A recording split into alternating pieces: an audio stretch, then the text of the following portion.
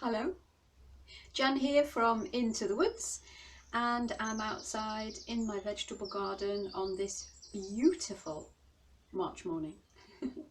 We're promised frost at the weekend, so I'm trying to get as much done as I can. And today I'm going to put some cabbages in the ground. I have them growing as seedlings. They need to get in the ground and start growing. I'm going to give them some protection to help them get over the shock of the move. I'll show you how I go about that. Sometimes I grow my own seedlings. These I've bought from the garden centre because I'm a bit late getting going. But they're lovely, healthy little plants.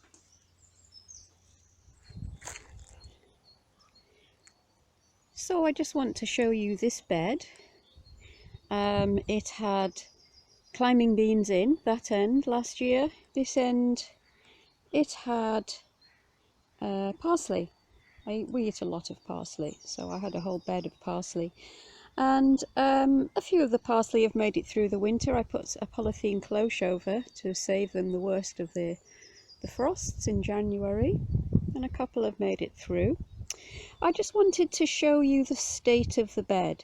So this bed was heavily mulched last year, probably a couple of inches of rotted manure and compost and sawdust, and all I have to do now is rake it. There are no weed seeds there. There are no weeds. And the texture of the soil underneath is beautiful. It's open, it's soft, and it's just waiting for my lovely brassicas to go in. So I'm going to plant my cabbage here. It's very rich from all that compost that went on last year, and my brassicas are going to love it here.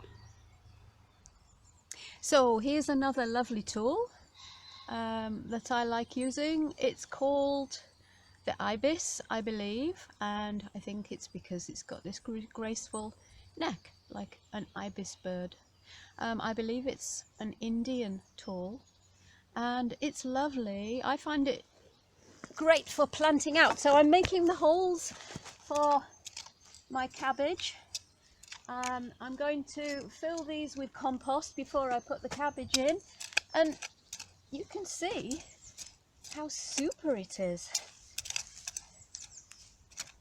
for making those holes without disturbing the soil too much. So there they are, little cabbages, little darlings. They're all in now. There are some red, some green. You might notice that I've planted them down in a depression. So each one is in its own little hollow. This is for water conservation, so that as I water them in over the first couple of weeks, the water stays where it's intended and I don't have to water the whole bed. So I'm going to water them in now and then cover them up to keep them cozy while they settle and adapt to being outdoors, and also to keep the blinking rabbits off until we get rid of the rabbits. So there we go, they're all in, they're all safe and cozy now. It can frost, it can hail, it can snow, it can do what it likes. They will be safe, they will settle in. I just need to make sure that it doesn't get too dry in there for them, because obviously they can't get the rain.